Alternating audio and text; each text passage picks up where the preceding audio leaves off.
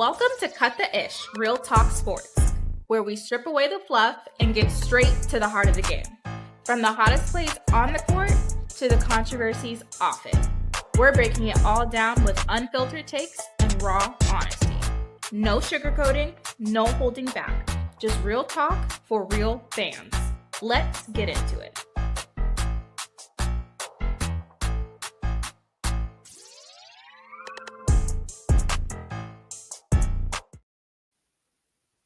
Hey everybody, it's your girl Keysha, the host of Cut the Ish Real Talk Sports. I hope everybody is having a great evening. We coming to you live. We're going to talk about a couple of things because a lot of things broke in sports today. First, I'll figure out how we're going to do these segments, but we're going to talk about Stephen A. talking about Trump coming for the sports world. We're going to talk about the Caitlyn versus Kelsey Mitchell debate. Stephanie White had some comments about Kelsey Mitchell being the top priority, and it's got some Fever fans feathers ruffled. And we're going to also talk about Dallas hires their new coach, which is Jose Fernandez. He is got some long ties to Geno, so that makes sense. But before we get into it, what's going on, Duvall? We ain't gonna talk about Satu and Natasha Heidemann. I thought we were No. gonna talk about it though. No, that's got to be a funny video. We're not messing around with that today. I thought it was reality TV. I found some dirt on that. You trying to be reality TV housewives or house husbands or whatever you are of Atlanta. No, we're not doing it. You're so silly. Keysha, you froze on you. Did I? Yeah, you froze. I ain't froze. I'm still here. Can y'all hear me? Here now. Yeah. Oh, okay. You had froze for a second. That's because you started talking about a gossip mess. That's why I froze. I just asked.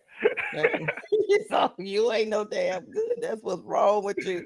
It's too much popping out there on them social media streets. That's for sure. Too much popping. I can't be a part of all that drama. You'll have me up here for 3-4 hours talking about all this stuff that happened today. I don't know why it dropped on a Thursday, but okay. You find a rabbit hole when you find out, what other people find out and what other people find out. I had probably 12 things I searched what other people find out with speculation. All I know is I'm hoping it's AI. I'm hoping it is not. Never mind. I was like, is this real? Never mind. I move on. I move on. I'm not messing around with the ball. Hey man, we're gonna get into the biggest thing that's hot and smoking up in here. We're gonna get into that first. Because I think everybody and their mama done talked about this from podcast to live TV. I'm pretty sure it's gonna be on late night. So we're gonna get into it. I know everybody done pretty much heard a little bit of Chauncey Billups and Terry Rozier getting arrested in this alleged gambling accusations. Also, it broke on First Take. Stephen A. had his take on it. I'm gonna go to his comments first because Stephen A. is the self. He say he is the person that's supposed to be speaking for the sports world. Duvall, don't you agree? He said he should be the lone voice, I guess he's the gatekeeper now. Yeah, he acting like, he gotta do what he gotta do. But let me just bring up right quick because I want to bring up I'm gonna bring up the article right quick, then we're gonna get to what Stephen A. had to say. So, as of right now, Chauncey Billups and Terry Rozier arrested in gambling inquiries. But it seemed like to me, as I was reading through this, it's two separate things with Terry Rozier and Chauncey Billups. Chauncey Billups is being accused of being like a face card to bring people in to high stakes, probably like poker games and stuff like that were rigged, is what I understood. And then Terry Rozier has been accused of, which he's been accused of before, Duvall, of trying to throw outcomes or shaving points or trying to, that kind of stuff with gambling. Also, point shaving. Yeah, that's what they call it. Also, LeBron James' coach has been our former coach, Duval. I'm guessing. He was a former teammate in Miami when they were with the Heatles. And he was at the end of his career at that point, and then he became assistant coach when he went back to the Cavs. Right. He was on that 2006 championship team with D Wade, Shaq, Antoine Walker, among other people. He was a contributor. Damon Jones. Yes. You still there? I'm still. You acting cuckoo. Is it me? Hold on, let me. Because sometimes when I come upstairs, I got to change. No, it's on the right Wi-Fi. I don't know then. Because I got two networks. But anyway, apparently he has been accused of giving information about athletes' injuries to kind of like insider information, so people can go bet on the games based on who's in and who's out. Am I wrong, Duval? You're right. Okay, so I'm just making sure, and that's what allegedly he's been accused of. But of course, there's been a lot of content creators been online today making a connection between him and LeBron. I'm gonna say all of this is allegedly.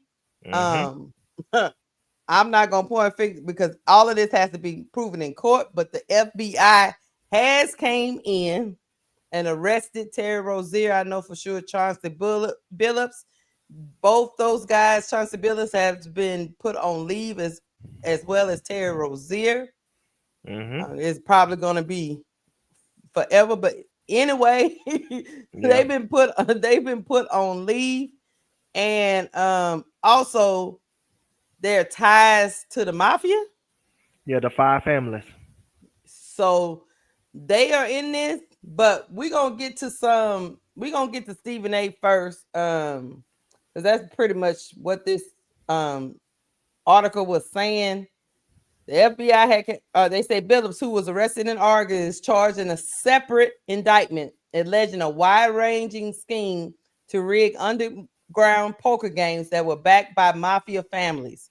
The defendants are accused of using technology to steal millions from victims in the New York area. Also, though Billups was not named in the sports betting indictment, the description of a co-conspirator who allegedly told a bettor that a number of Trailblazers players would miss a March 2023 game had a playing and coaching career that matches Billups. So basically what they got him, they are indicting him on this poker game that they were setting up for these rich people to be a part of. Everybody at the table didn't know that they were being scammed, but they're saying that Chauncey Billups did. But they're also trying to make some kind of connection between him and the other indictment, which is separate from Chauncey Billups. Rozier, and before you keep going, go ahead. At some point, read the LeBron James connection of it. It's still it's in there on the same page. Okay, and then Rozier. Hours after his arrest, Rozier appeared in federal court in Orlando, Florida, wearing a Charlotte Hornets sweatshirt. Go figure. Handcuffs and shackles. Billups appeared before a judge in Portland, Oregon. Both men were ordered and released from custody on certain conditions. So they both have been released, But let me get to let me see if I can find the LeBron James stuff. Right here. You see what it said? Editorial picks. Editorial picks. Do I go up or down? Yeah, right there in front of it. It's right in front of you. Editorial. Oh, right here. Yes. Okay. The LeBron James, yeah. Okay, let me click on it. It says former 11-year NBA player Damon Jones was arrested Thursday amid charges that he allegedly disclosed privileged injury information about a prominent basketball player to facilitate illegal sports betting. Authorities announced LeBron James was the prominent player, a source close to James told ESPN. James was not accused of wrongdoing in the indictment. Jones was one of 34 people arrested, along with Portland Trail Blazers coach Chauncey Billups and Miami Heat guard Terry Rozier as part of a years-long investigation spanning nearly a dozen states and involving tens of millions of dollars, FBI Director Kash Patel said. Duvall. So that's the connection with Damon Jones, who was a player, and like you say, he was a coach too. That's the connection with him and LeBron. Yes. But they haven't found any wrongdoing for LeBron. So I just want to make sure you guys know that, because there's a lot of people online talking about some other stuff. All of this is alleged. You're supposed to be, it's supposed to be, Duvall, you're supposed to be innocent until proven guilty, but yeah. Yeah. You know how that go. I know how to go. You know how that goes. So hold on. Let's get to Stephen A. and his little special self. And then we're gonna talk. We're gonna talk about all the goings on. Hold on. Here we go. Knowing Stephen A. How many times, for one incident after another, have I said Trump is coming? He's coming. I'm going to say it on national television again.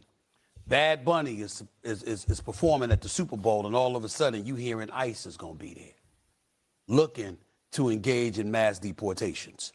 The Super Bowl, disrupting things. Big night for the NBA. Wembanyama put on a show. That has now been smeared because we're talking about this story, okay? Remember, Trump has a long, long history connected to the world of sports because he had those casinos. Where do you think folks were coming half the time? I'm not talking about individuals. I'm talking about the culture. When people want to go to a casino, when people want to gamble, when people want to party, or whatever the case may be. This was his kind of connection to that. Why am I glad you're here, Monica? Because don't be surprised if the WNBA is next on his list. Because when you've got all of these protests that have been going out there and people that have been protesting against him and what have you, this man is coming. He's coming. And I've been saying it for a long time. And to me, this is the latest nugget of evidence that we're talking about right here. That's not to question the legitimacy of the case. We don't know. We're all sitting up here and we're saying that we don't know. But anybody that has been around him, anybody that has talked to him, anybody that has seen his reactions from the sports leagues and the positions that people have taken, they are not surprised at what's going on today. I'm watching a press conference with the director of the FBI. Tell me when we've seen that. We've seen people, we've seen accusations before. We've seen athletes get in trouble with the law before. You don't see the director of the FBI having a press conference. It's not coincidental. It's not an accident. It's a statement. And it's a warning that more is coming. And that's what they're saying here. And everybody better, I'm just telling you, it's as serious as it gets. This ain't the platform for me to get into it the way I'm going to get into it. But I've been saying he's coming. He's coming because in his eyes, folks try to throw him in jail. In his eyes, he's innocent. They try to put me behind bars. I'm getting everybody. He's not playing. And so this, in a lot of people's eyes, talk to people in the NBA, talk to people in the NFL, talk to people in the world of sports. They think this is like the tip of the iceberg. These are the kind of words that are coming out of people's mouths. It's not a surprise. It's very disheartening. It's very concerning. We don't know where this is going to go. But this is just the tip of the iceberg. Everybody's better brace themselves because he's coming. How many times? Before I get to you, Duvall, I just got one thing to say. My man brought a Bad Bunny and Ice. My man brought up, he said the NBA was smeared because of the scandal, which they were. Don't get me wrong. Man said they coming for them. The man said he coming for the W because of the protests that they had the past weekend. We're not going to even get into that, but the man threw the W in the middle of it. Basically, Stephen A. say all these predominantly African American leagues, he's coming because of whatever slight he feels. Mm-hmm. What do you think, Duval? Before I go, I want you to, while I'm talking, pull up an Instagram, a clip I sent to you on Instagram that's related to this very topic. Okay. Because I'm gonna break this down in 3 angles. I'm gonna touch it from the Trump angle, the LeBron angle, and the NBA angle overall. Okay. Let me start with the Trump angle while you pulling that up. Okay. He ain't lying. And I'm gonna Mm-hmm. tell you why I say he ain't lying. Donald Trump in his first term got back at the NFL, not only because of the USFL debacle that he was a part of, that he was the reason why the USFL did not succeed against the NFL because of his bad vision of the league overall. But remember, Donald Trump tried to buy into ownership of the Buffalo Bills in 2012 and was going to move the Buffalo Bills to Toronto. Right. They denied Donald Trump. So when Donald Trump got into office in 2016, what did Donald Trump do? He provided a divide between the NFL and the general public with the Colin Kaepernick situation, where he kept calling Colin Kaepernick son of a bees and he fired and get him out the league and stuff like that. Getting Caucasian American, the MAGA folks, riled up, which made the NFL owners nervous because they don't like losing money, not even 1% of it. And then their views had dipped a little bit, and their TV deal had dipped, I believe, $5 million per team because of the Colin Kaepernick situation.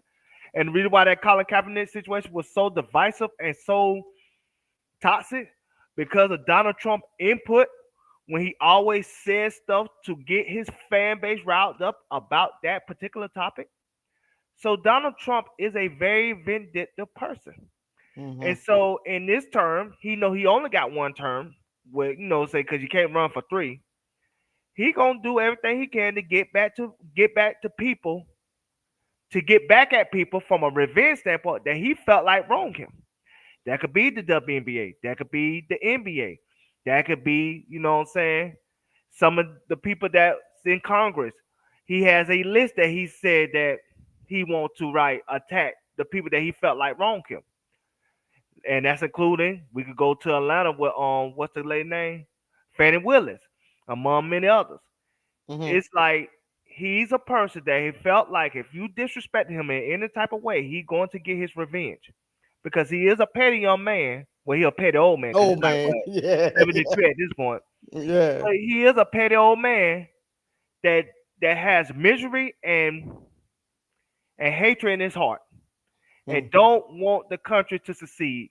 And unfortunately, we live in a country that is so much racism and hatred with Caucasian Americans when it comes to their entitlement, as far as what they feel like they are owed as a country, that he could always throw buzzwords at that base, and that base will always rally around him.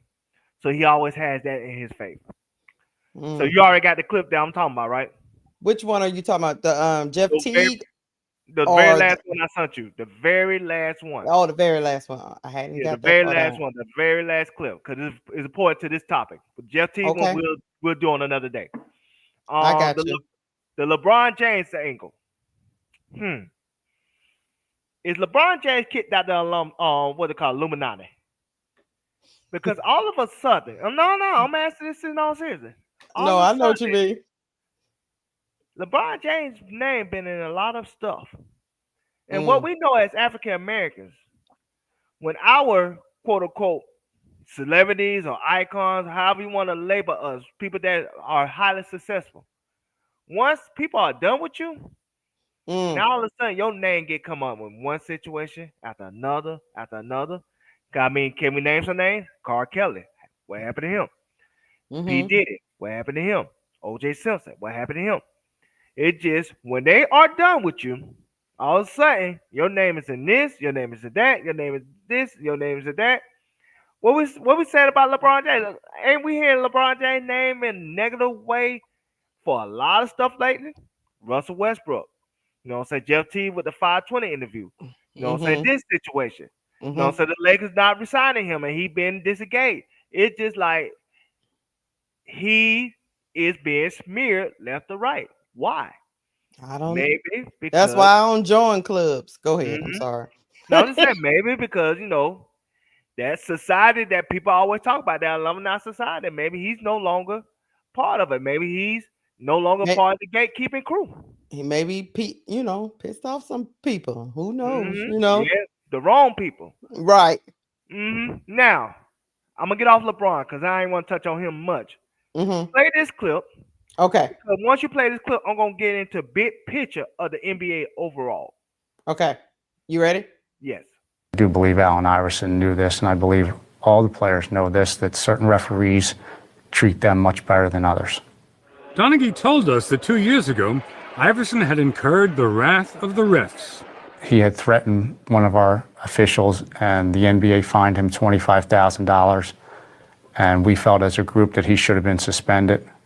And because he wasn't, we felt like we would teach him a lesson. During that time, you worked an Iverson game January 6, 2007, so you bet against Iverson's team. Correct. Because you knew that all the refs were gunning for him. This was openly discussed. Openly discussed. And I knew that the other two referees and I sought out to do a little justice of our own. The refs quickly called curious fouls on Iverson, including rarely called fouls for palming. And Iverson still upset about that palming call. They threw his game off, and his team lost. Pause for a second. According to the game's announcers, even... I want you to pause for a second so you won't get copyrighted. Because, you can react as long as it's on public, fair use. As long as you react throughout some part of the clip. What y'all is looking at this moment, before we continue to play this clip, the man who's talking is Tim Donaghy. He was the ref that got exposed for a referee scandal in the NBA in what? I want to say 2007 at this point. He was the guy that was a part of the conspiracy theory of the Lakers in 2003 in Game 6 that gave the Lakers 42 free throws to get them to Game 7 between Lakers and the Kings, because the Kings was the better team, but they wanted the Lakers to win for the ratings. That's the conspiracy theory out there. Right. And so, so he's the one that's speaking because he went to prison by the FBI, just like the same scandal today. I want to say for 2-3 years. And so he had wrote a book and spoke out about 60 Minutes. I remember this interview. Yeah. About the league being rigged and everything else. So go ahead, continue playing. Okay. Late in the game, you kept hurting Iverson's team by letting defenders bludgeon him without calling any fouls. Watch. Tim Donaghy will not call a foul when Iverson goes to basket. About 3 in a row where he got to the basket, got fouled, we thought, no call. What are we looking at? We're looking at a foul that was let go. Obviously, in the pregame meetings, we came to the conclusion that we were not going to give Allen Iverson any marginal plays to the basket. And that absolutely should have been called a foul that I and the other referees passed on. Did anyone in the NBA know about it? There was a group supervisor at the game that came in at halftime who was laughing and stated that he felt that Iverson had gotten the message. So the supervisor approved of your punishing Iverson? Yes. The NBA would not let that supervisor or any of its refs talk to us. In that game, Donaghy did make calls that helped him win his bet, but he insists that wasn't the point. He says all he wanted to do was punish Iverson. But yes, he did win his bet. Special Agent Philip Scala, who retired from the FBI last year, told us Donaghy would bet on a game when he knew who the refs were and that they felt strongly about certain players. You see how they say bet. Right. Same thing's happening today. We want to talk about this from a big picture standpoint is this. This is why people think the NBA is rigged. Because you I do believe Allen Iverson knew this. We don't care about you, Tim Donaghy. I don't know why every time you click it off, it do that. I'm sorry. Go ahead. Yeah, you trying to interrupt. We on talking. Nah. It ain't your turn no more. It's my turn. Nah, it seems like it's scandal after scandal after scandal when it comes to the NBA. That's why people think the games are rigged. Because he's not the only ref that got accused of, betting on the games and stuff like that. They say that about Joey Crawford. They say that about the Tony brothers. They say that about Scott Foster. That's the Chris Paul referee. They say anytime Scott Foster ref a Chris Paul game, he gonna have a bad game and he gonna foul out. Now we done watch WNBA games and we like, okay, they trying to send a message to they not calling nothing for this particular player. What's up with that? Especially if they say something about him. Remember the injury had the coach that the ref said it's not her job. So anyway, this is why I say big picture for the NBA, why the NBA is in trouble and why I think Alvin Silver might be in trouble. A scandal like this that happened under your nose. And they said more than 30 people, players included, got arrested today. One of the players was D'Angelo Russell. I heard that. So there's many others. So there's like 30 people today that got arrested by the FBI. And one thing about the FBI, everybody knows the FBI got a 92% conviction rate. There's a reason for that. They don't come after you unless they really got you. Right. So, big picture, Alan Silver, his job could be on the line. Because like I said, now, if you see that this scandal was happening and you didn't get in front of it initially, you've been complicit with what's going on with the integrity of the game. And at some point, you got to be held accountable. Because at some point, as a commissioner, you got to know what's around the corner. You can't be asleep at the wheel. You shouldn't find out when everybody else find out. You should have found this information when it comes to the gambling and everything else, from your coaches to your players, and suspended them indefinitely because of it. You remember, Duvall, that there was some accusations with Terry Rozier before, and then the league cleared him.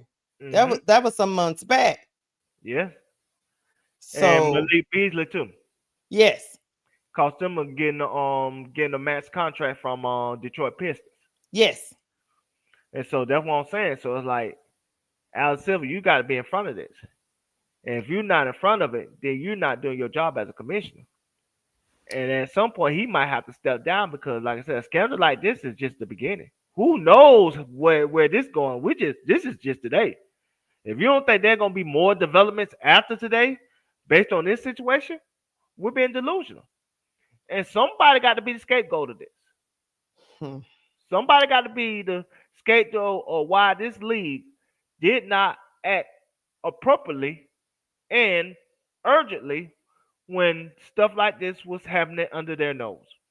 So, Alvin Silver, you might be in trouble, buddy. So you're worrying about the WNBA negotiations.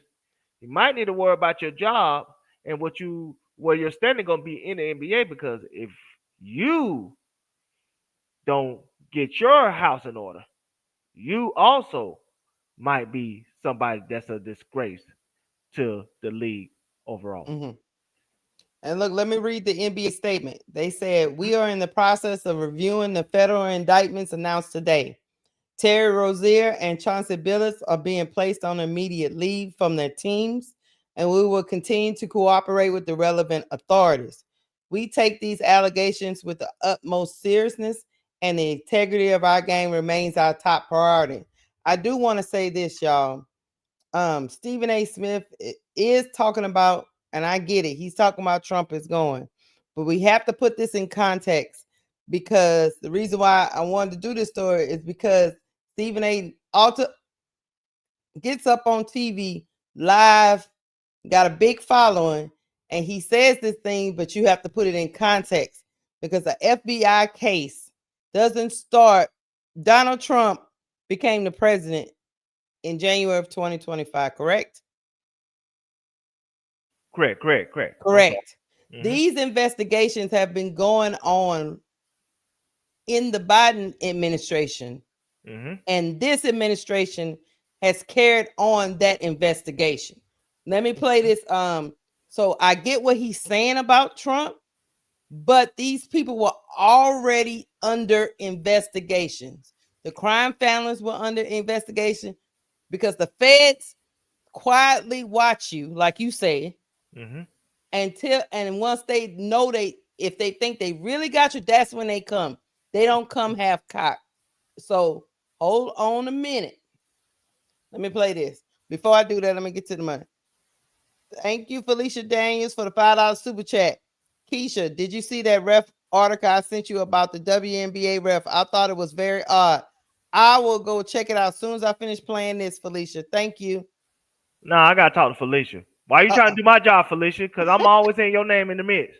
Felicia be helping me out. You leave my Felicia alone. Every time I say you something, you saying Felicia sent you something. What's good? You trying to be like Felicia, me? my girl. It's you trying to be like me, Felicia. You stick your chest out. That's all I ask. Stick your chest out. Let me know what it is. Don't pay no attention to him, Felicia. Thank you. Here we go. Hold on. Shams, welcome to the show. What more can you tell us? Kash Patel right there. He actually has been even more involved in the last few weeks, but this is an investigation that's been going on for at least 2 years. Terry Rozier has been investigated by the FBI for sports gambling, illegal sports betting involvement, and so he was arrested today. A note here, the NBA had actually cleared him before, but now he is obviously arrested, taken into custody. Chauncey Billups was arrested this morning. Both are sitting coach or player, right? So Chauncey Billups was literally coaching an NBA game last night in Portland, a loss to Minnesota, and he was arrested this morning at 6 a.m. in Portland. Terry Rozier was on the Miami Heat bench last night in Orlando. He was then arrested in an Orlando hotel at 6 a.m. And for Chauncey Billups, his involvement, like you just said, Stephen A., was because of illegal poker operation tied to the mafia. And so the one person that was involved in both was Damon Jones, the former NBA player and coach. And so this is something that the FBI has been targeting, has been investigating for the last couple of years. And I think there's just shock around the NBA. This is seismic. We've never seen a sitting NBA head coach, a sitting NBA player, both arrested at the same time, obviously. But specifically with Chauncey Billups here, we'll get a better feel as the day goes on just how wide-ranging this goes. But he was involved in a 30-defendant case in an illegal poker rigging activity tied to the mafia. Hey, I got one more clip, y'all, and then we're going to finish talking because I thought Gil had, because people been out here talking about Gil is out here snitching. Shams, welcome to the show. What more can you tell us? Look, people was out here. They say he was out here snitching, and Gil said, "Look, he got to go on. He got to go on, get out here and get out in front of this. Cause he tired of y'all using his name for clicks." Hold on. Because his. But what do you think about?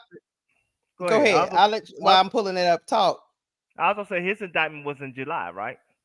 Yeah, but I think it was on something totally different, though. Like a legal gambling scheme, but I don't think it was. Like I think they were saying kind of like he was renting a house to somebody that was holding illegal games in the rental house or something like that. I believe so. Yeah, something like that. And Gilbert was like, "Yeah, y'all." So a lot of people was out here talking about he was a snitch, and Gil was like, "No, players."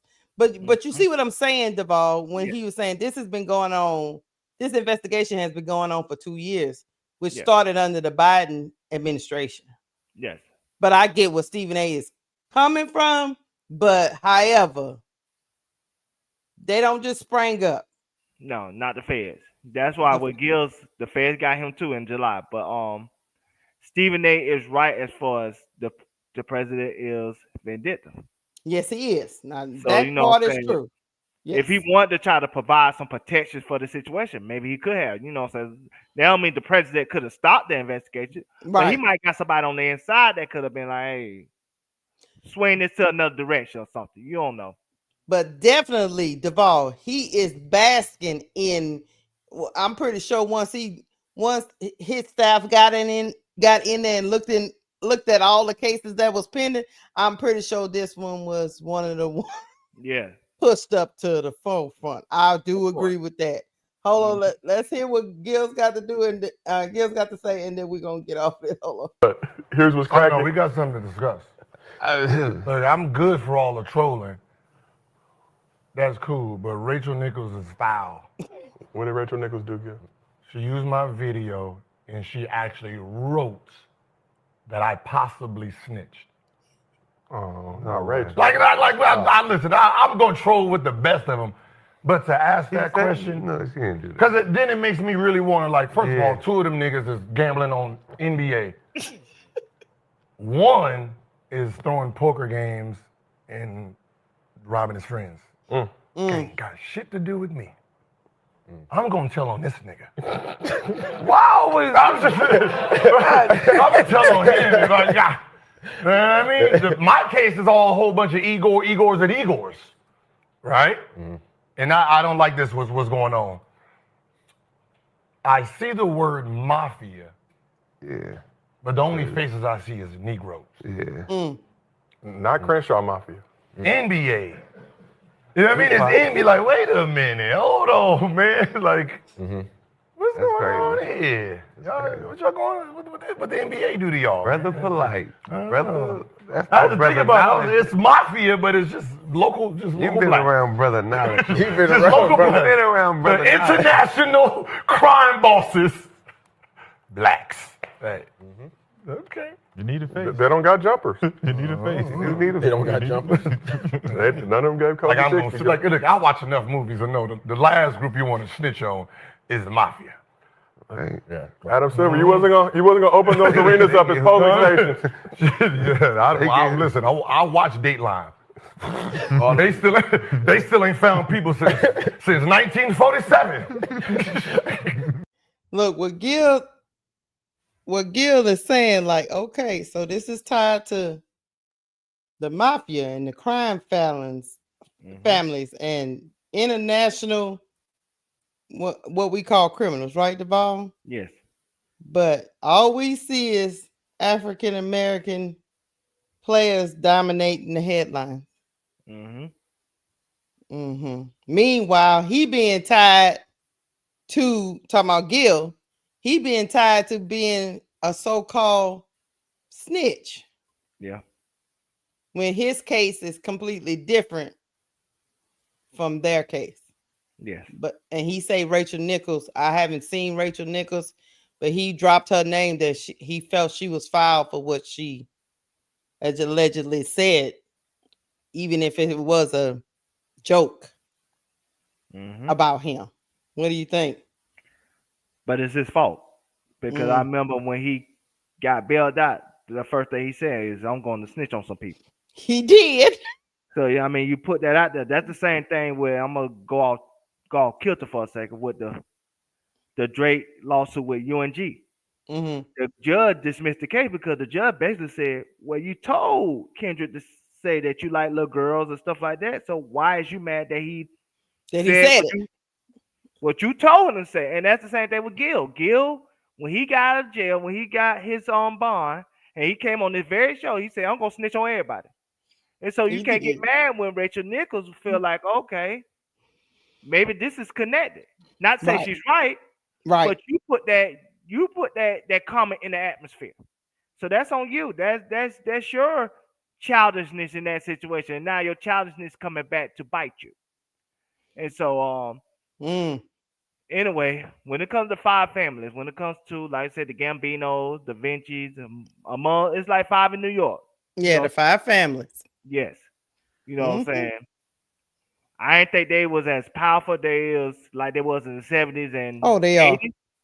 But, they do their work behind the scenes. They do. But anyway, like I said, this is just the tip of the iceberg. That's why I say, is Albert Silver going to survive this? Because if more come out, at some point, you got to look at the man in charge and be like, how did you didn't know about this? How, as a league that got a lot of money that come in per year and a lot of resources to find out what they want to find out, how come this went from under your nose? How come you wasn't ahead of this? Because let me tell you something about the NFL, and this is why you don't hear much about this in the NFL. Roger Gale, he find this shit out early. Yes, he do. He do. Roger Gale, he'll suspend you quick. He'll find out early, nip in the bud. Hey, you ain't no red league in the NFL. Roger Goodell ain't finna happen on his watch. He gonna find out his dirt and get you out the paint real quick. Not get you out the paint. get you out the paint real quick. But it seems like in the NBA, too many examples where stuff would happen and Adam Silver, instead of being proactive, he been reactive. At some point, you got to question: is he a competent commissioner?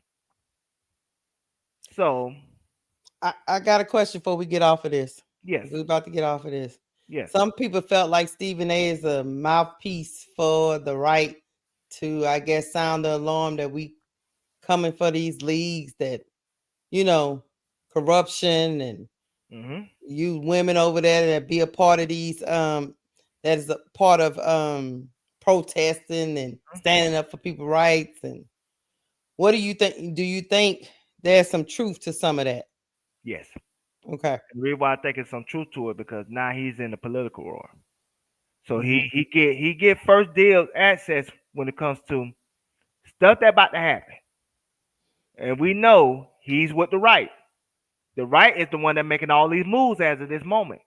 He probably got a guy that's on the inside, that's in Congress. That could be, Ted Cruz. It could be your boy out of Florida, on DeSantis.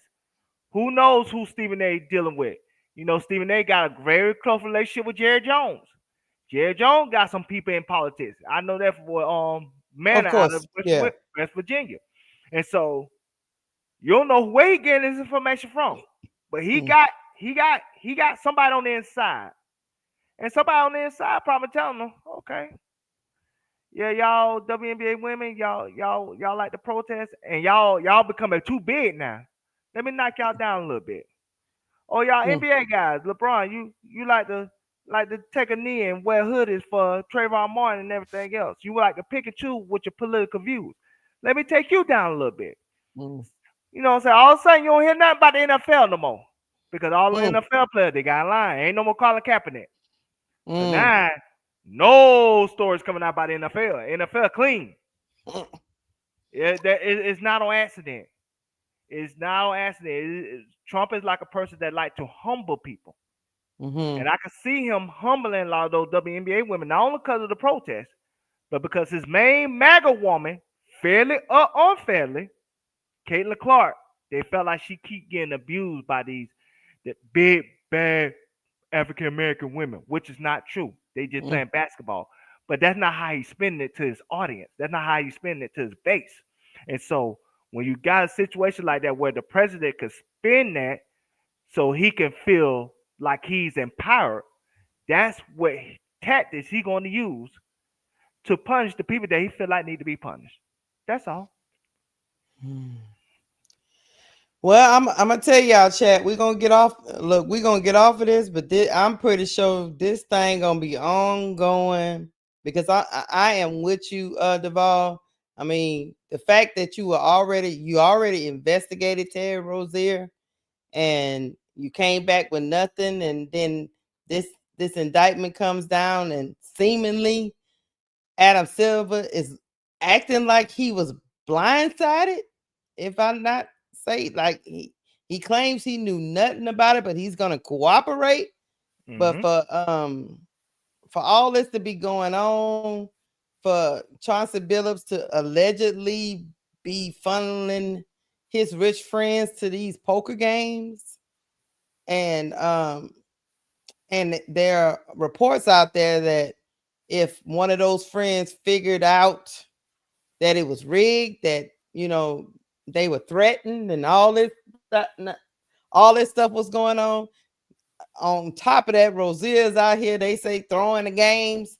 It's just and then LeBron James and this other character. Man, yeah, man, you just gotta kind of, I don't know, Duval. Before you move on, let me say one last thing. It's gonna be 30 seconds, then we can move on to the next topic. Go ahead. I'm gonna tell you why Adam Silver should be held accountable.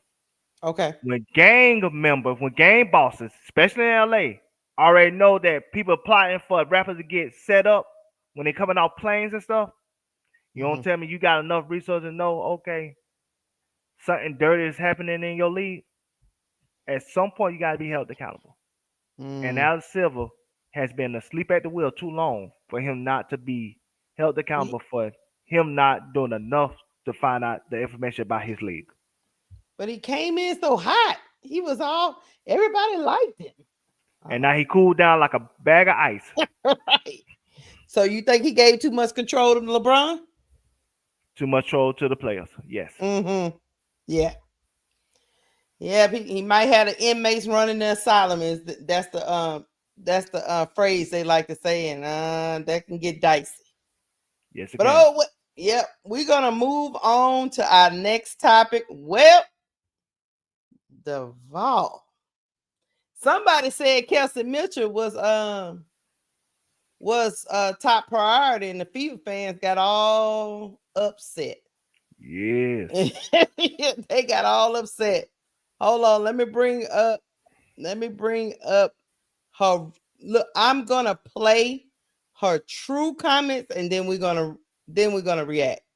So hold on 1 second. Let me get this up here because y'all out here be clipping stuff on Twitter. Next thing you know, they make whole lives out there for these content creators just based off that. I'll be like, dang, can we go listen to the whole thing? They're like, no. If you don't want my goat, like Duval be saying about his goat, you don't want my goat to be the number one fan. We out of Indiana. Oh Lord, don't do like that. I love my goat. You know, my goat, we got our bags at the door. You ain't gonna be doing all that, is you, though? Yeah, nah, we got our bags at the door. Just tell us you don't want us on Michael Alter. Just tell us you don't want us. Hey, we gone. You what you mean you gone? We gone. You don't want our goat. We don't want you. Shoot, we gone. You know what I'm saying? We got the bag packed at the door. All Andrew got to do is say the word. Only thing Andrew got to do is say, cuckoo. We out of here. You something wrong with you, man. All she got to do is say, hoo-doo. That's all she got to say, and you out? Yeah, we out of here. Well, you crazy. Hold on. Let me get this up here. I can't be messing around with y'all. You know why? Because the people out here watching. Yeah, they watching. Commenting. Yeah, they out here watching. I'm scared of these people. I can't. Why it ain't clicking? There you go. All right. You got that slow Wi-Fi? Yeah, it's doing something silly. And then I gotta get through the you shut your don't talk about my stuff. I paid my bill. All right, here we go. Shut up. All right. I'm gonna put the overlay on here so y'all can get it, and then we're gonna listen.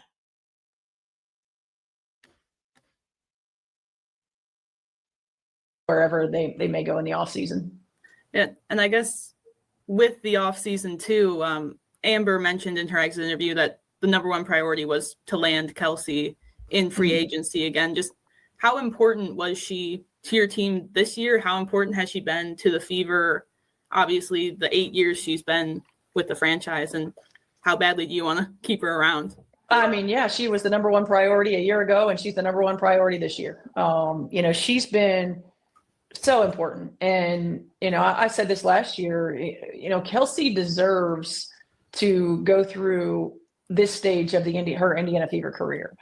She's been through sort of the worst of the worst, for lack of a better term, in and out of the building, growing pains with getting the organization back. You don't get back-to-back number one picks unless you've been at the bottom for a while, right? And she showed up like a pro every day, and she just continues to work and continues to grow, and she carried the franchise, and she carries the teams in different ways, and she deserves the opportunity to do that. I mean, it's close to home. For her, we love her. We want to continue to build, around her and continue for her to have success. I thought she was so instrumental in everything that we did. You lose everybody that we lost, and Kelsey Mitchell just kept getting better and better and better as the year progressed. And, I think that while it's hard to believe she's 8 years or whatever in this league, that there's still so much in her. And you know, I tell her every day, like, I love being her coach, and I want to continue to be her coach for as long as she'll be a member of the Indiana Fever. And yes, she is absolutely the number one priority. Last one step before. The Caitlin Clark fans heard Stephanie White is trying to make Kelsey Mitchell the number one option. Mm-hmm. What I heard, Duvall, was Kelsey Mitchell was a priority last year, and she's going to be their top priority this year because she is a free agent. Mm-hmm. I didn't hear that they're making her the number one. Stephanie White's making her the number one option. What I heard was she's going to prioritize signing Kelsey Mitchell because they need her for the long-term success of their team. But the Caitlin Clark fans heard that Kelsey Mitchell is a priority over Caitlin Clark, and they building the team around Kelsey Mitchell and not Caitlin Clark. Mm-hmm. Your thoughts? I'm with MAGA. We've been told. Go ahead, get messy. Yeah, you finna get messy. This is how I feel. From what I'm hearing, Kelsey Mitchell want her own team. And she want to be, like I said, the number one option. This is where my conspiracy theory come in at. Like we said last night, but we ain't really touch on it. Sandy Bandano got that Toronto Raptors, the Toronto Tempo job. Probably got final say. She got somebody else coming. Because you don't take a job like that when you could have paid a Coach Page, when you could have, worked your way into the Chicago Sky job or any other job. Because like I said, this is a Hall of Fame coach, one of the best in the league. Mm-hmm. A winning coach. You don't get a job like that unless, you got something you got up your sleeve. And this is why I'm mentioning Sandy Bandano in this situation right here. What has been clear, because I've been following, you listen to your Mick Talkus and Robin Lindbergh and your Caitlin Clark channels. Mm-hmm. You hear them say how Caitlin struggles in Stephanie White's system, because Stephanie White's system is more half-court based, more structure, more, running plays, 5 out and stuff like that. When Caitlin, her style of play is more free-flowing, running the break, fast-paced. So I've been hearing that there's a difference in philosophy between the two people with Stephanie White and Caitlin. And so the best way, if you really want to keep this team the way it is, with her keeping Odyssey Sims, her keeping Ari McDonald, people that fits her system better than how Caitlin fits her system, and you make Kelsey Mitchell the priority along with Aaliyah Boston, you could trade Caitlin to Toronto Tempo, who Sandy Bandano loves, and Caitlin Clark loves some Sandy Bandano, who Sandy Bandano, just like Stephanie White, is an old school coach. But Sandy Bandano, go to her Phoenix Mercury days and her New York Liberty days, she run a up-tempo, fast-paced system. And so you don't think Sandy Bandano wouldn't mind giving up 3 firsts and 2 seconds for Caitlin to get her as her building block, along with, like I said, this free agency season of 2026, where only the 2003 class all the way up to today, rookie class, and Kalani Brown and Alexis Brown is the only people that signed beyond 2026. Everybody else a free agent. Mm-hmm. So you could build around your team quickly, especially if you got a starting piece like a Caitlin. Now, I'm gonna be a hypocrite because I say you never trade the money. Nope. You never trade the money. But I'm gonna tell you why I say all money ain't good money. What happened? Indiana don't like the perception that they getting around the league that they being labeled as a racist team. Because the downside of being in the Caitlin Clark business is majority of her fans are MAGA. They are racist. And now you getting that label as an Indiana Fever franchise of being a racist franchise. Who what to say that Indiana Fever don't no longer want to be associated with that, and don't mind getting from under the Caitlin Clark umbrella especially if you already got a ready-to-win now team without her, and you can use those picks that you get from Toronto to keep the status quo of your team going in a high level. Because, like I said again, you can use those picks to trade for better players. You can use those picks to use for young players that could come into the system and keep the system afloat. So at some point you might want to ask, if you're Indiana, hey, do I want to still be labeled as this? Do I still want to have to deal with those type of people that make us look bad and make the city of Indiana, the state of Indiana, feel like something with a negative connotation? Or would you rather just move away from that and just start fresh and start anew? I don't know, but that's my theory. You gonna disagree with it? Cool, but that's how I feel and I stand on it. Let me counter you for a minute. Yes, this is only a counter.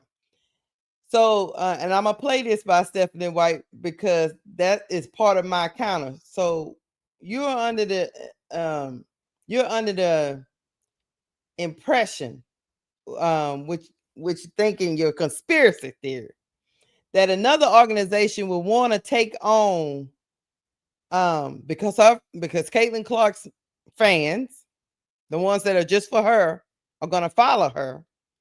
And so this new organization is going to want to take on this toxic fan base that's being talked about by Stephanie White. Hold your thought. I'm going to play it. Hold that thought. Look, I don't think that. Because that means Sandy Brandello will have a new organization, new fan base, and though she'll get a player that she likes in Caitlin Clark, she will be saddling a new organization in a different country in Toronto with the American society foolishness that's been going on for 3 years. But hold that thought. Look, I don't think that a lot of things that are thrown out around in social media and in whatever the conversations are Caitlin's life. I think people are talking about Caitlin and projecting whatever they feel at the time. I think the most important thing for me when Jake was asking the question is just that she's so mature beyond her years. I mean, the way that she handles celebrity, the way that she handles being in the spotlight and competing at a high level, and really has over the last however many years.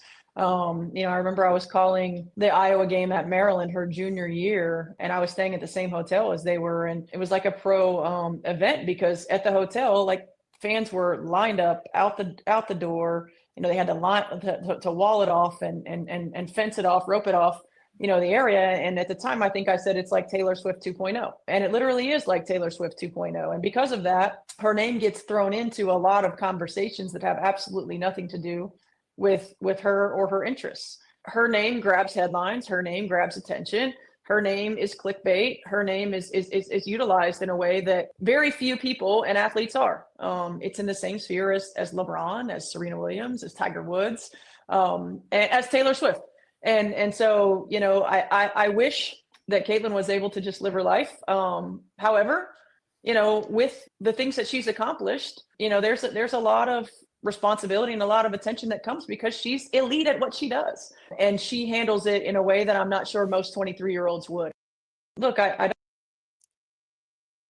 Duvall. Hold on before we finish. They've got other. I think people that are going out of their way to spread negativity or to fuel some hateful message. They've got other issues. And so for me, it's I'll pray for them. I feel for them. I'll send them good vibes. You have to maintain perspective, and it's not always easy.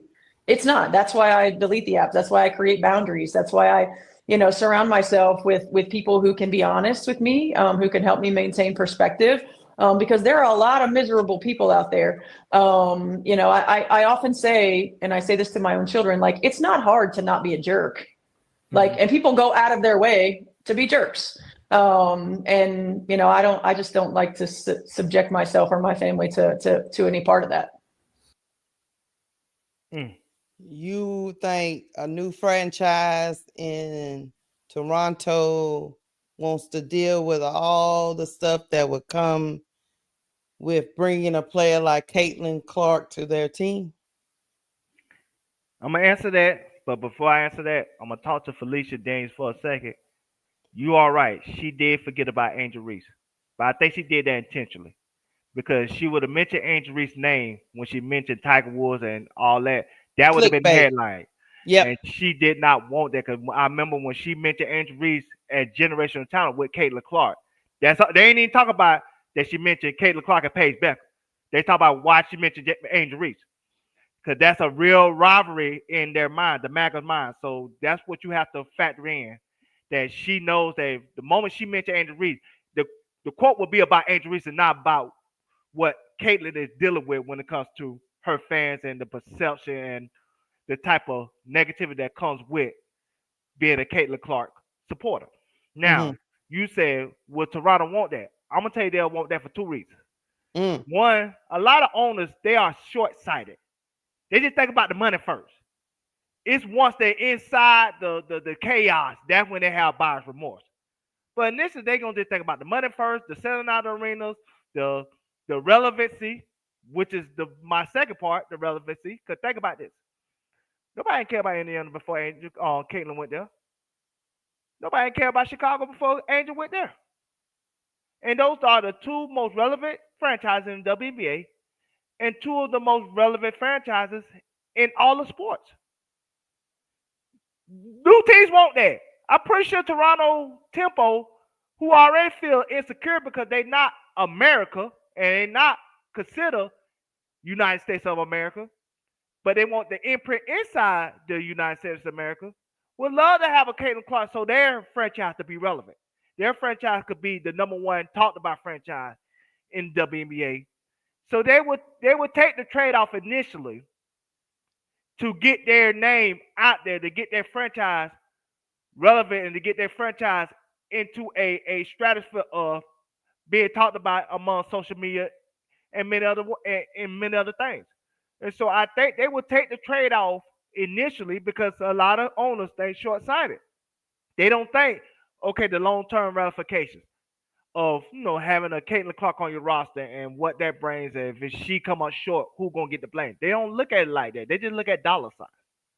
And so that's you also think that Caitlin would like to push back her timeline to get to a championship because no matter who Sandy brings, they all have to mesh.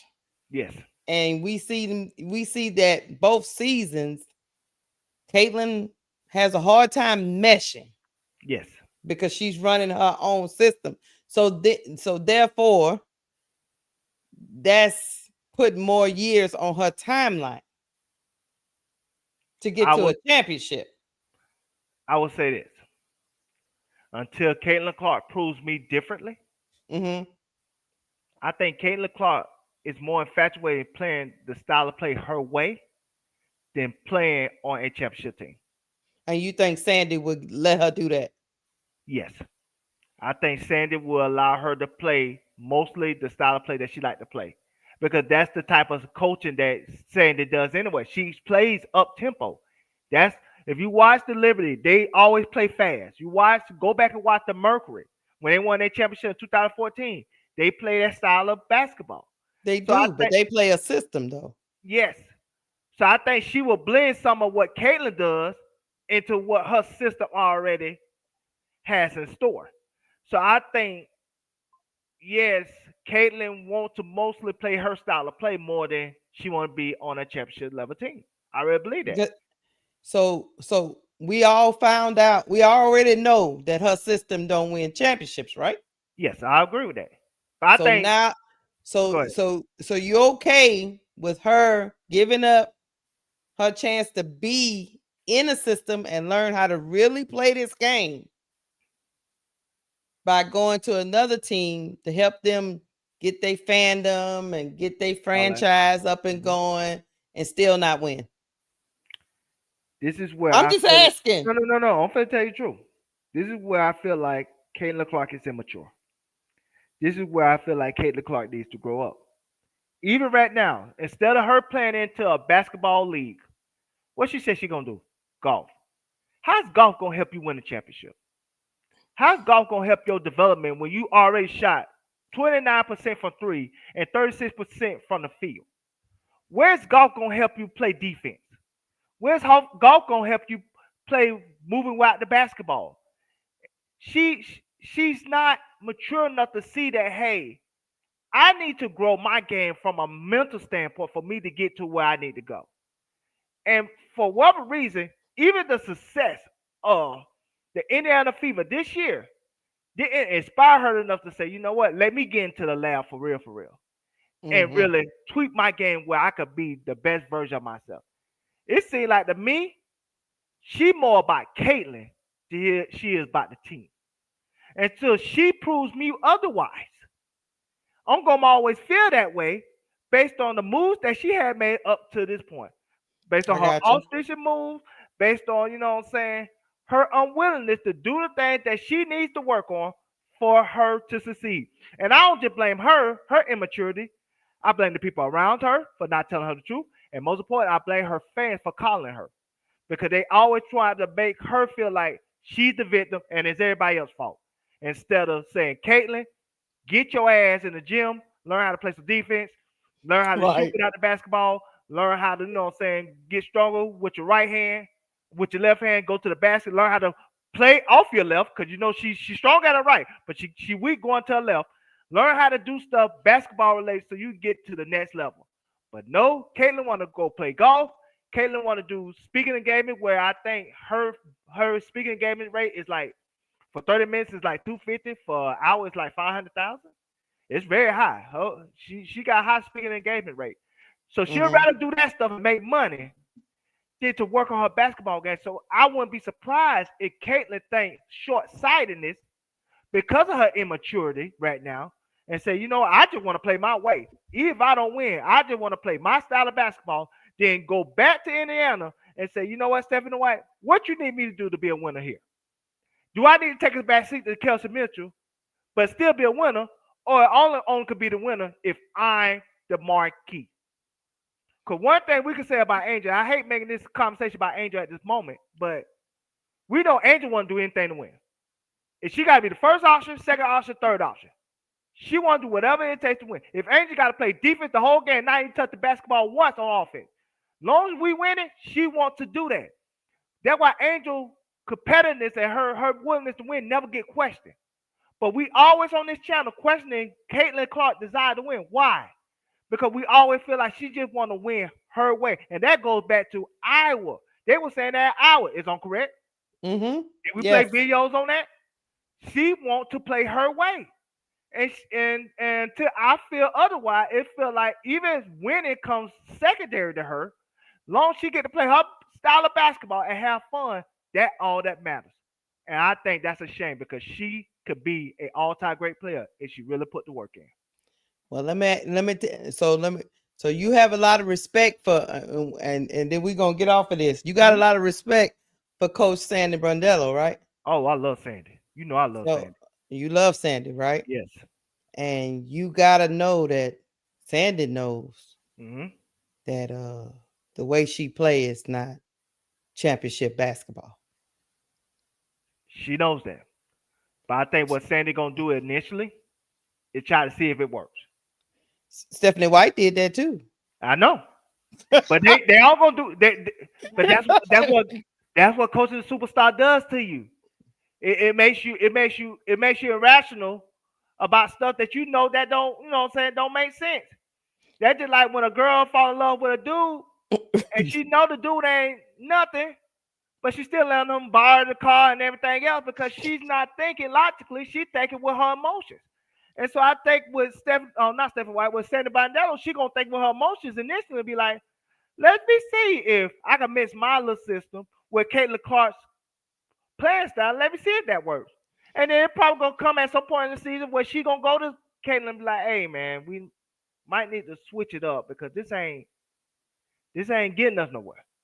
But they always think short-sighted when they feel like they so in love with the prospect of the person that they coaching instead of really thinking and coaching with logic. That's all. But as soon as she tried to tell her that, here come Caitlin. We done seen this movie before. This would be the third time. Soon as you go to tell Caitlin that, here come the Clark fans. So. Oh yeah, that MAGA. Yeah, they gonna say they something. coming for Sandy all the way over there in Toronto. Yes, they got passports.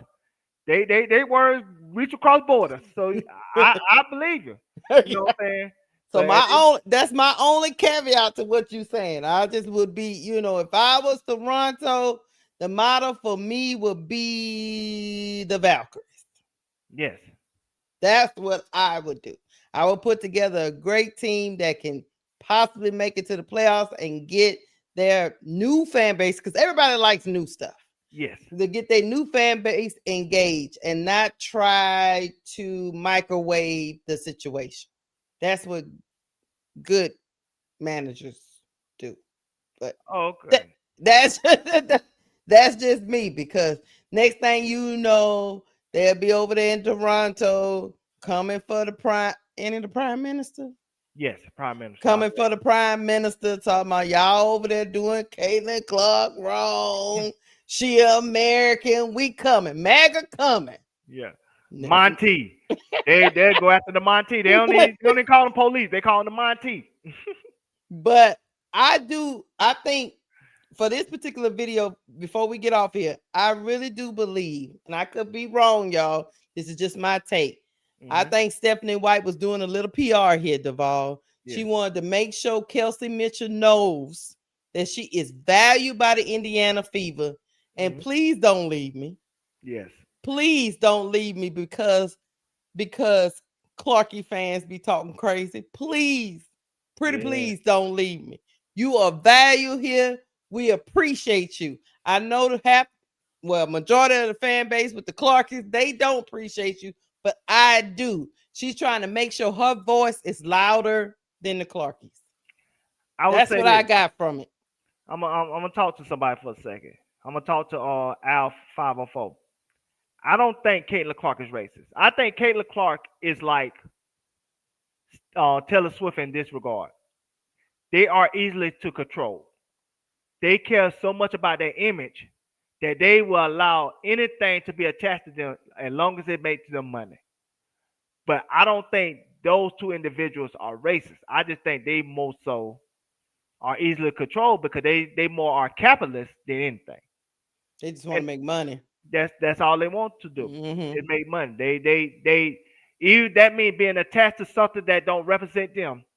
As long as that check clear, and clearly that what matters to them most of all, they are okay with it.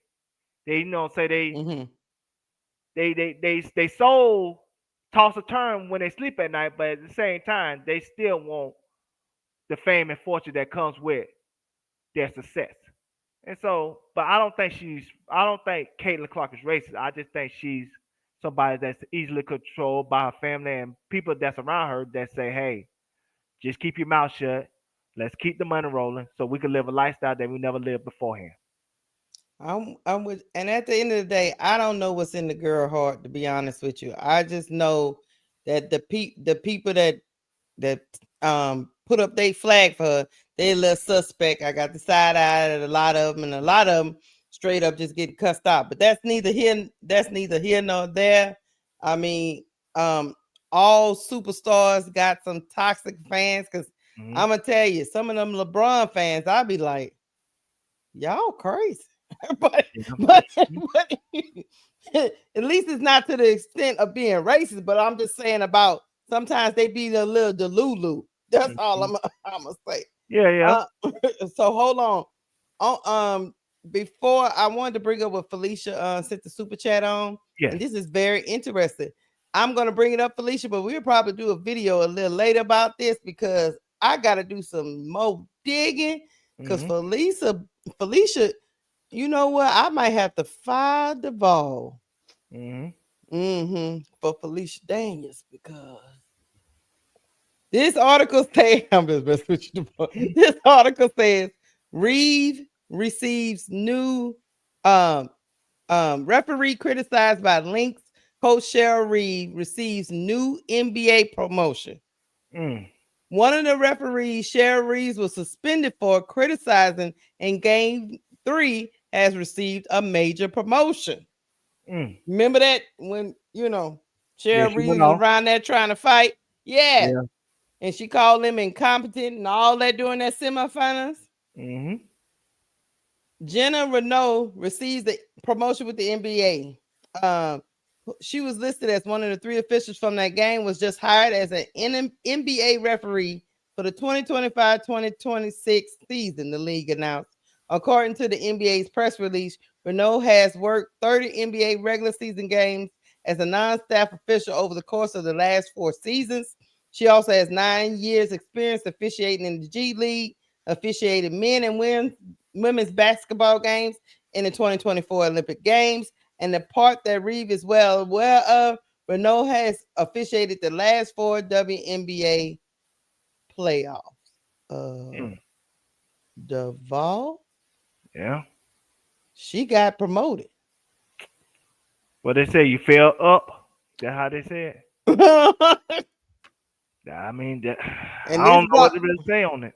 I know Felicia was just like when she heard about the when we was talking about the ref thing with the NBA, she was like, well, this is kind of suspect too, but okay.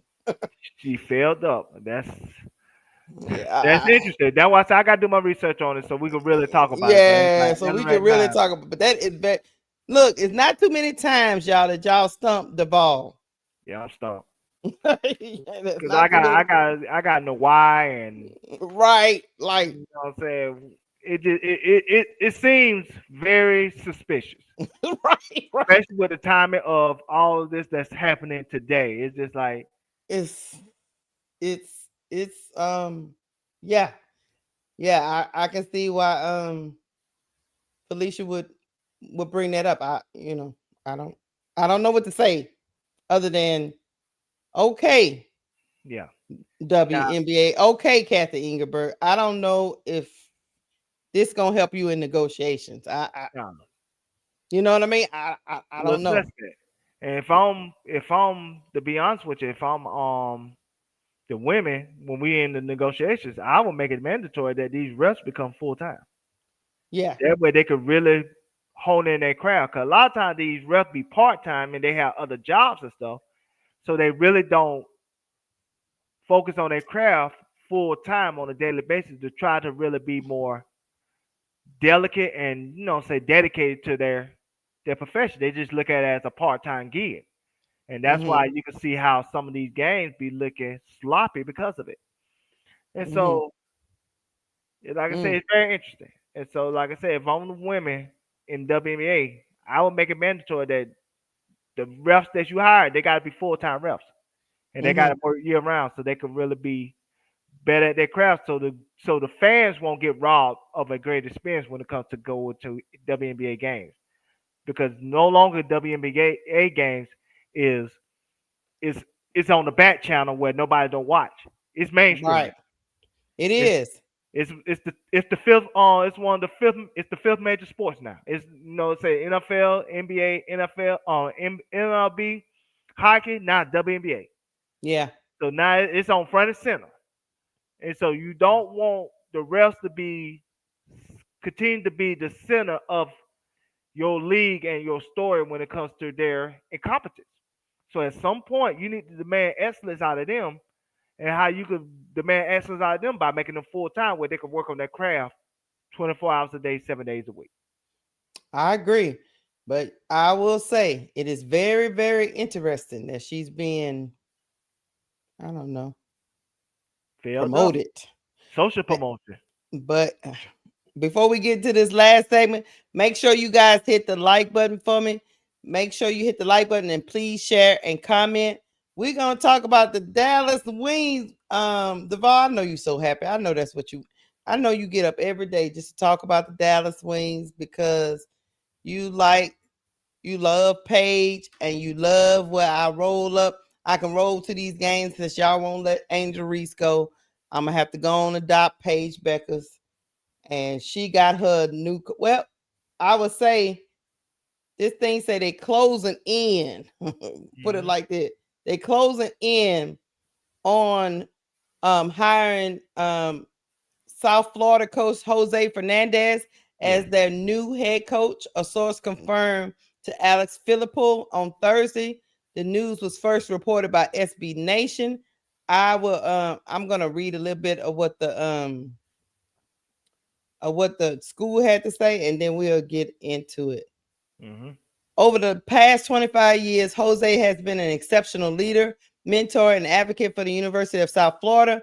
Under his direction, USF women's basketball has achieved unprecedented success, including 4 conference championships, 10 NCAA tournament appearances, 12 20-win seasons, 9 seasons earning a top 25 ranking, and 485 victories.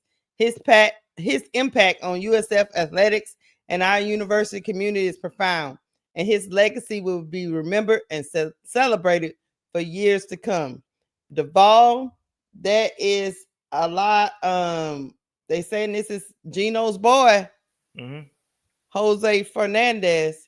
So I'm pretty sure he was kind of instrumental in trying to find a coach that would take care of his girl. What you think of the hiring for the Dallas Wings? I think he was on his bench at one point, right? I think he dealt with Paige, I believe, but I'm not sure about that. Yeah, because he been there 25 years though. He been at USF. Oh, he been at USF? So he ain't never been on Geno bench. Okay, cool. No. I think what's going on with them is they say UConn head coach Geno said Fernandez has been one of his closest coaching friends for 3 decades, dating to when the Huskies and Bulls were Big East Conference rivals. Okay. And he said, I think he's a tremendous coach. Obviously, everybody knows, but he cares deeply about the game itself. He puts in the time and effort. Okay, I know I sent that to you, but okay, I should have read it. But so no, he wasn't on Geno bench. Okay, cool. No, he been at USF at least for 25 years. That's a long time. Yeah. But this is what the 2 things I can tell you about him. One, he did develop Courtney Williams. He did. Gave her the mid range. So I know Paige is already good at the mid range, but maybe she could get better at it with his knowledge. I know he's good at breaking zones. So I think that's another thing Paige could add to her game. And most importantly, and this is the key, because this is the same thing they said about the guy in Connecticut, and I think he's doing a great job. He loves international players. And that's the same thing with what's the girl name? Natalie and the GM in San Francisco Valkyries. Golden State. They love it. Seem like they getting more coaches that love the international players. And I wonder why that is. Do they feel like they're more coachable?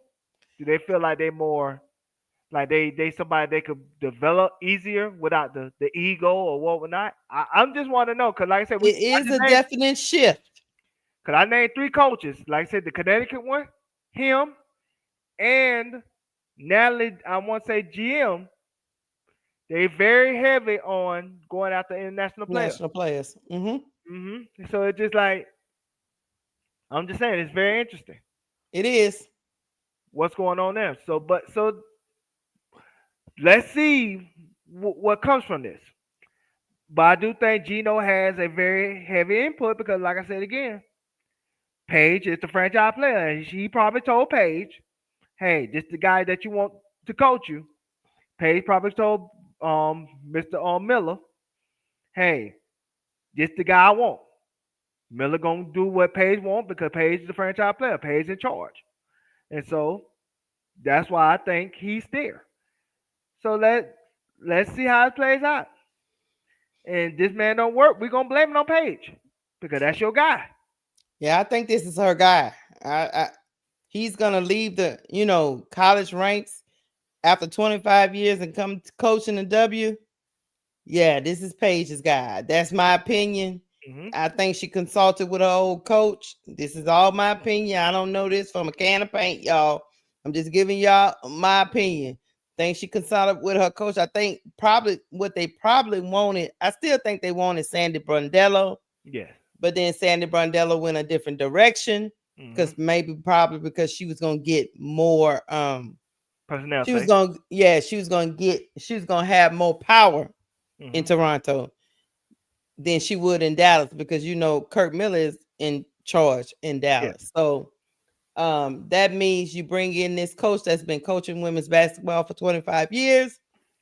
He's a good friend of your old coach who's seen you through all of your college days. So Geno gave the stamp. Yeah. And that's why we're here. That means Kirk Miller is really committed to giving the superstar or the star, look, superstar, star. I'm gonna say star. What she wants in order to succeed.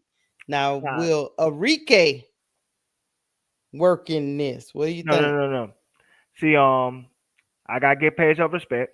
Like I say again, she is a superstar. She is lower tier superstar because there are 5 superstars in my opinion in WNBA. We know what the 2 big dogs superstars though. No. It's 5. Let me name the 5. Sabrina, like I said, she got a great shoe deal. She got a great shoe that sells out, and she's in New York. That matters. Asia, because all the stuff that she's accomplished, the GOAT conversation. She's the GOAT right now. And when it's all said and done, she's going to put everything out of reach.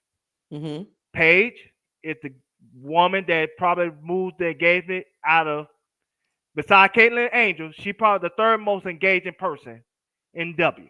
And then we know about Paige and Caitlin. We don't have to go through them. We know what they bring.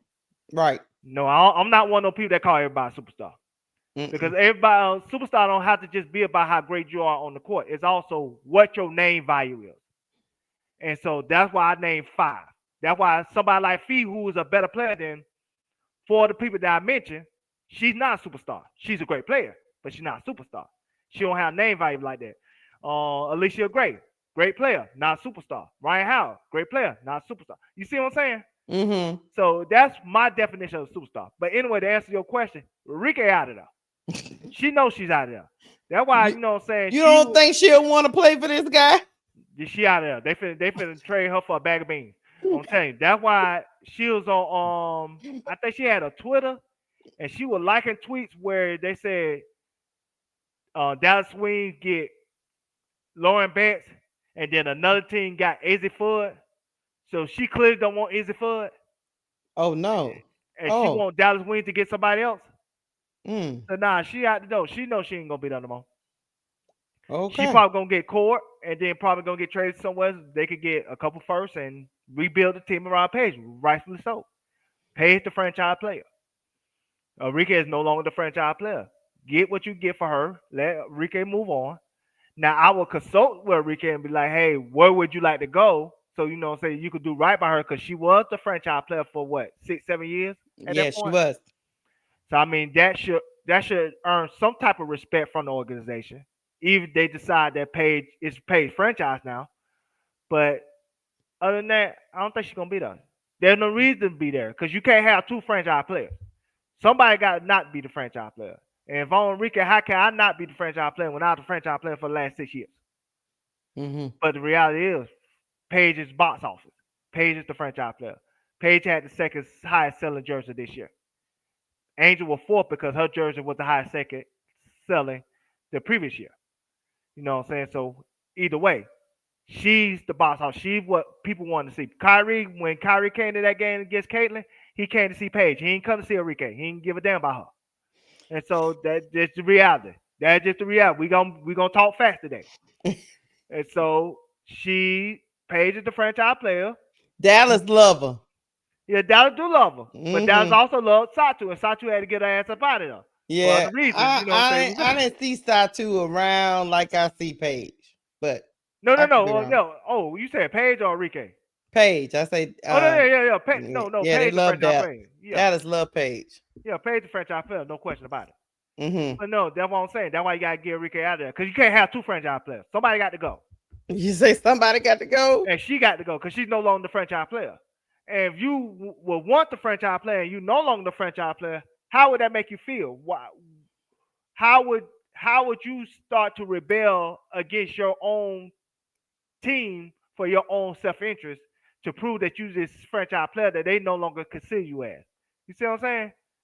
So that situation to me could get toxic. So that's why you move Arike out, get what you get for her, build around Paige, and go from there. Somebody in chat say Arike to New York. Could happen.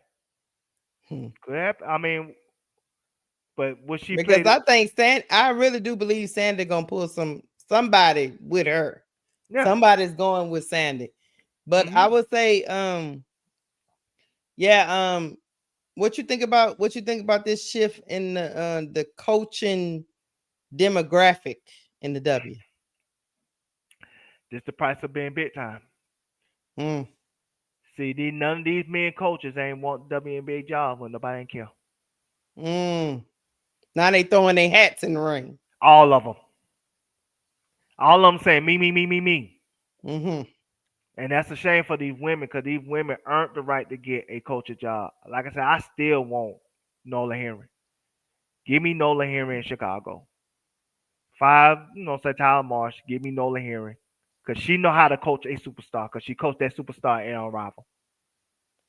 But like I said again, but that's the shift. The shift is WNBA is big time now. And so what happened?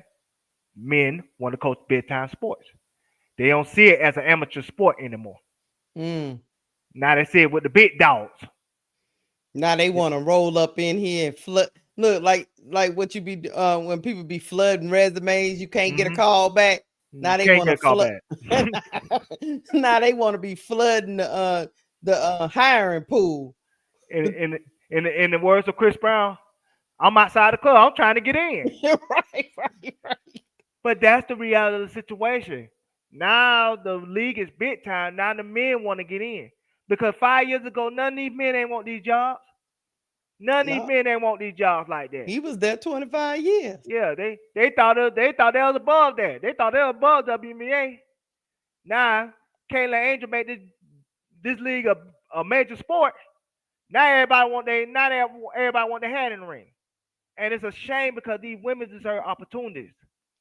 It's a shame because there's a woman like I said, Nola Henry that deserve a coaching job. There's a shame that Lisa Leslie deserved a coaching job. I even think somebody like, Cheryl Swoops. She had a bad situation in Louisiana Lafayette, but she's still a Hall of Famer, all-time great. Maybe she learned from that experience. She deserved a coaching job. You know what I'm saying? Some of these women deserve opportunities to really get their head in the ring and have an opportunity to coach women instead of these men getting these jobs and coaching women. You know what I'm saying? It's because especially in today's society when it comes to coaching, it's not just about the X's and O's. It's about these women connecting with these players when it comes to social media, when it comes to women's stuff. That you need a woman that can relate to you on that level. These men cannot relate to you like that, and they can't say only but certain stuff to you because people could call you, people could quick to call sexual harassment and everything else quickly because you said the wrong things. So I just feel like these women should get an opportunity, and unfortunately, it's like they just want to hire these men because these men want to raise their hand to get opportunities that women deserve in this league. Well, I think what's going on here is Kurt Miller, ain't that his name? Kurt. He don't want to miss again. Yeah. And he going with what Paige say she won't. And sounded like what she wanted was a long-term coach who has a great reputation and who has done this for a long, because 25 years coaching women is a long time. He's qualified. Now, I don't know about on the pro level with all the things that come with being on the pro level, but to be honest with you, like you said, college programs were dealing in way more money than the W in these last 25 years. It was a bigger thing. So maybe he fits in seamlessly, but it's always going to be that transition of going from students to real women with, like, as you said in your soliloquy, real women with kids and problems and real home stuff and trying to promote their brand and trying to do all these things, all these different interests.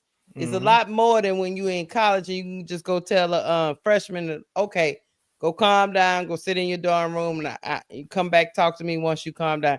No, it's different with grown people. So he's gonna have that transition because he's been doing young people for 25 years, and that's gonna be a transition for him. That is true. You and know, I gotta say this, Bro Claude, don't ever come in my chat and mess up my soliloquy. Nafisa Collier is not a superstar. She is a great player. She is a star. She is not a superstar. They don't know Nafisa Collier in Florida. They don't know Nafisa Collier in Maine. They don't know Nafisa Collier in Nebraska. She is not a superstar. Do I ever come in the chat disrupting my soliloquy, talking about somebody's a superstar that they're not? There's only 5. I named the 5. If you don't like the 5, you get on your own show and you name the superstars. But you don't come on my show and name any superstars because I named the superstars, Bro Claude. You just be respectful. That's what you do. You be respectful, Bro Claude. She's not a superstar. You deal with it. Go cry on your tissue. that sounds like another live that's coming a little later because these two, boy, I tell you. Yeah. Big brother and little brother, boy. They fight even when they not even on the panel together. But hey, chat, we about to get up out of here because Dallas got Jose. And Jose say he running. No, I ain't gonna say it like that because that ain't. I'm about to say something I shouldn't say. But anyway, Jose about to run up. And I pretty much think it's already a done deal since they didn't already put out a statement from the school. Who does that? Where the deal ain't finalized, but the school didn't already put out. Done. Right. He already put out a statement. That was a little weird to me. But yeah, I think I agree with you, Duval. I think Enrique probably is going to be moving on and it's going to be completely Paige's team. Now, where Enrique end up at, I hope she be happy because I want her to end up somewhere where she can get back to being Enrique because I didn't like this last year. I ain't like watching what I saw unfold. I'm gonna throw you a low-key team that nobody thinking about. Who? Keysha in Washington. You think she'll go to the I was about to say the Wizard. You think she'll go to the Mystics? They got 3 first-round picks. Somebody like what's your girl name? Dang, what's your girl name? Citron. Citron could play the 2 or the 3. So you can slide her to the 3, put Enrique at the 2. They're more ready to build now than we give them credit for. Especially if they could keep a secure Austin. Kiki, she showed some stuff this year. You know, I think she overrated, but she showed some stuff. You know what I'm saying? Georgia Amore, they really like her. If she come back from that injury, yeah. And that's not including if you could have a good bitch with Olsen and Melbourne and, like I said, and Ingram. Like I said, they got something. I ain't saying they championship level ready, but if you get a Enrique, you could be a 4th or 5th seed. You could be a 4th seed if things bounce right. I like it. They got the picks. They got 3 first-round. What they don't do with 3 first-round picks? Nothing. Build a bench? You might well take one of those picks. If not 2 of those picks, go get you a legitimate star, a bucket getter. So it will take the pressure off of a Sonya Citron and a Kiki to have to be that heavy lifting scorer. Because she's that in space. Right. 2, Sonya Citron could do more of the defense stuff and guard the best man on the other team, which will help the team overall. And most importantly, 3, like I said again, it helps them from being a 9th or 10th seed to I can see a 5 seed if they get somebody like Enrique.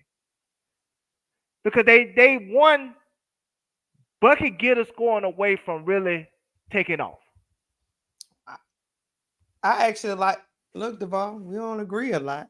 I actually like that. I mean, but the only caveat I would say is That's gonna put Enrique back with a bunch of young players. But she would be the franchise person though. There. Okay. That's the thing.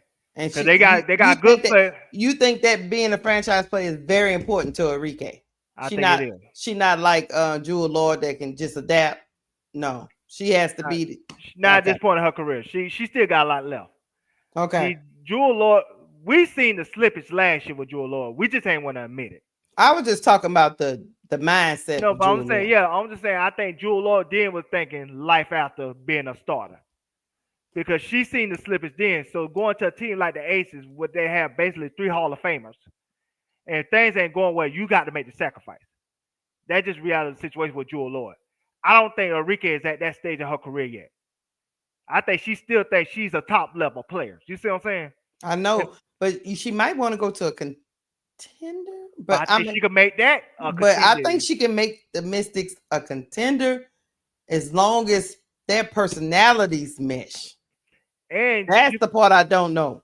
And you got to think about this with the Mystics. They got cap room too. So they could get somebody else as well. And when she will Enrique listen to that coach over there? I think that coach well liked. Because that's the guy that Angel liked it. That was on the bench with Wesley. Oh no, Wesley I Johnson. get that. But what I'm talking about, Enrique, she has to understand that your way has not worked. Mm-hmm. It's time to do something different. You're going to have to listen to a coach, player. Might have to. You know what I mean? Like, you hella talented, but you need, hey man, you don't want another 4 years to go by and you don't get nothing out of this. Yeah, because I would like to see Enrique get a championship. Yeah. But I think Washington's been slept on. Like I said, they got the pits, they got the cap room. They could do some stuff if they maneuver correctly. Mm-hmm. Like I said, they don't need all those picks in this year's draft. AL 504 talking about she need to go to the Aces. Oh no, Lord, no, that ain't gonna happen. That ain't gonna happen. That would be against the rule. That wouldn't even be. You talking somebody be miserable? Rika be miserable on that team. Rika be what, the third, fourth option? Well, first of all, Becky Hammond, she'll get coached. That's for sure. Oh yeah, Becky Hammond ain't playing that. Right, she'll get coached. Yeah, she ain't playing that. Right. So I got to think about that one, but she'll be the third, fourth option because she ain't gonna be the option before Asia or Jackie Young. No, she's not. And Chelsea Gray still gonna have the ball in her hand. Well, yeah, she'll be the point guard, but she don't, Nah, she ain't, but I'll say, but she dictate who get the ball. And so that's what I'm saying. Do you think Enrique would go and try to beat up Grandma? That's what you think? Nah, not no Aces. Nah, they got a pecking order there. That's why, like I said, people that go there, they know to fall in line. Okay, now, so you don't think, so that brings me back to my point. You don't think Enrique is one of them fall in line type? Not for that team. Okay. No. I think she still, like I said again, with Enrique, I think she feel like she still got some left in her. Okay. I don't think she feel like she at a point in her career where she have to take a back seat. Another team that'd be good, but their situation is toxic. And that's Chicago. If she gets some way, somehow, get into Chicago, she could be that bucket getter that, what's the kid? Kenny Carter. Right, was. Boy, was. I agree. And she loves Angel. So that would work. They would work. I just don't think Angel gonna be there with status quo. So that got to get worked out first. So you saying this is after Area Atkins rolls up out the door? She can't roll up out the door, yes. Yeah. Because like I said, at that point, if you get Enrique, you could, matter of fact, you could use Area Atkins as a sign and trade to Dallas. Because they can core Area Atkins. Area Atkins ain't been core yet. So the Chicago Sky could core her and send her right to Dallas in part of the trade package. And let her go over there and be all she can be. Yeah. Along with Paige, you know what I'm saying? Because, you know what I'm saying, they'll have a two guard spot open over there in Dallas. And I think Dallas will be a great fit for her because, like I said about the new coach that they hired, he's more of a mid-range guy and he like to do things against zone. That's Area Atkins' game. Area Atkins is not a bucket getter. She's a catch and shoot in the flow of an offense type of player. Right. And I think the Dallas system that's going to be developed with that coach going to fit Area Atkins perfectly. Mm-hmm. Unlike what we had with the Sky. The Sky need a certified bucket getter. Mm-hmm. And let Angel be the second option in that offense. Or Camilla be the second option, depends on how the flow of the game is and stuff like that. Yeah. But that well, if you got somebody like Enrique, you gotta she commands attention, so that leaves a lot of one-on-one with Angel. Correct. And Camilla.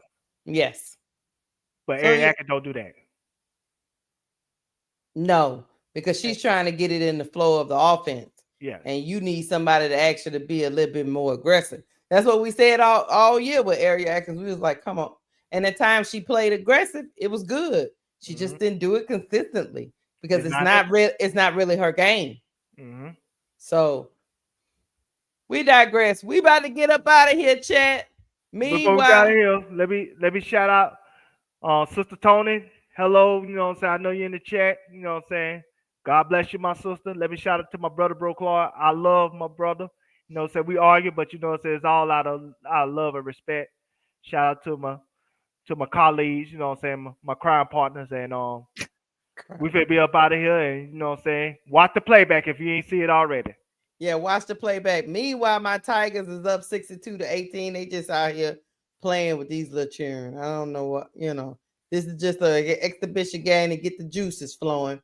I was watching to see how, for Wiley and Michaela and Flage and all them gonna work. Get the kinks out because season starts November 3rd or 4th.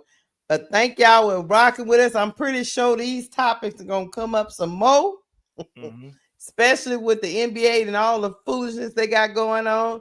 CB Pope Adam Silver. Adam Silver got to deal with the NBA reputation. Then he got to deal with the women on the WNBA side. It's just it's been a bad week. It's been a bad week for old Silver. But we about to get up out of here. Thank y'all for rocking with me. Hit the like button out the door if you haven't hit the like button. If you're on the replay game, catching us on the playback, please leave a comment and please share. Thank y'all for rocking with us. Anything else, Duval? I'm out of here. We out. Peace. Player. Bye, guys.